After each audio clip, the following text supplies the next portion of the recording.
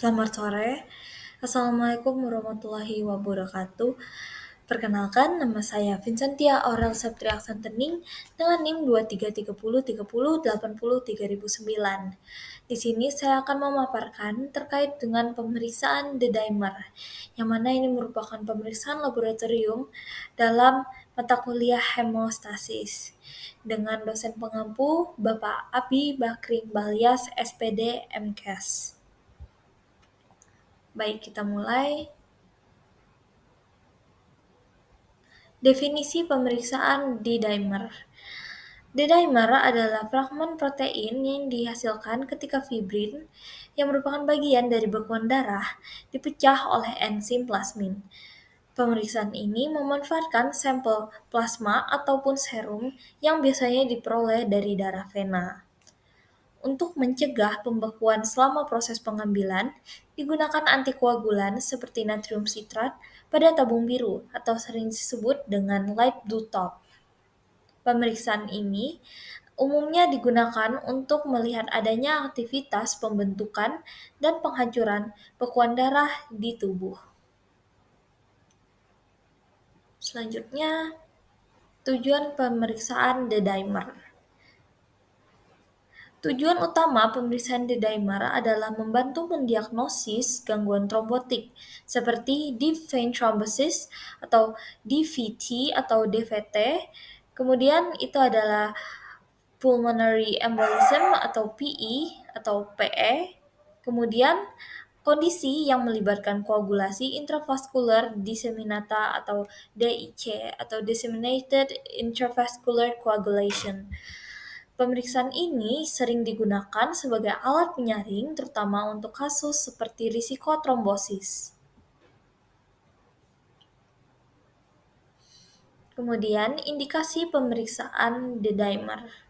Pemeriksaan D-dimer biasanya dilakukan jika pasien menunjukkan gejala yang spesifik. Misalnya, seperti nyeri dan pembekakan pada tungkai yang mengarah pada DVT. Kemudian bisa ditunjukkan dengan sesak napas yang mendadak sehingga dapat dicurigai adanya emboli paru. Selain itu, pemeriksaan ini juga digunakan untuk memantau kondisi seperti DIC yang melibatkan gangguan pembekuan darah secara sistemik. Baik. Selanjutnya yaitu adalah metode pemeriksaan The Dimer. Ada beberapa metode pemeriksaan The Dimer. Yang pertama yaitu adalah metode ELISA, yang memiliki sensitivitas yang tinggi tetapi membutuhkan waktu yang lebih lama. Kemudian yang kedua itu ada latex agglutination, yang mana ini lebih cepat dan mudah dilakukan di laboratorium klinik. Hasil dari kedua metode ini memberikan informasi baik secara kuantitatif ataupun kualitatif tentang kadar D-dimer di dalam darah. Baik, yang selanjutnya itu adalah interpretasi hasil pemeriksaan D-dimer. Baik, di sini nilai normal D-dimer biasanya kurang dari 0,5 mikrogram per mililiter. Kemudian, di bagian peningkatan, hasil yang lebih tinggi menunjukkan adanya aktivitas trombosis, tetapi tidak spesifik untuk jenis penyakit tertentu. Perlu diperhatikan jika hasil positif juga bisa disebabkan oleh kondisi lain seperti kehamilan, infeksi, ataupun kanker. Oleh karena itu, hasil positif harus diinterpretasikan bersama dengan data klinis lainnya. Baik, yang selanjutnya adalah keterbatasan pemeriksaan The Dimer.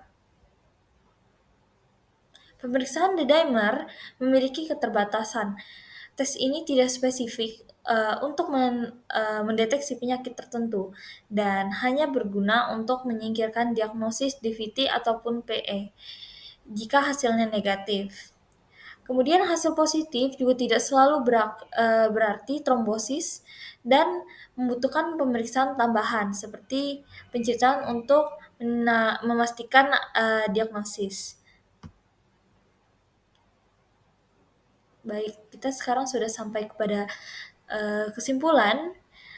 Baik, saya akan membacakan kesimpulan kita pada materi hari ini. Secara keseluruhan, pemeriksaan D-dimer adalah pemeriksaan penunjang diagnosis yang berperan untuk mendeteksi aktivitas trombosis dan fibrinolisis. Namun, karena sifatnya yang tidak spesifik, hasil pemeriksaan ini harus didukung oleh pemeriksaan klinis lainnya untuk mendapatkan hasil diagnosis yang sangat tepat.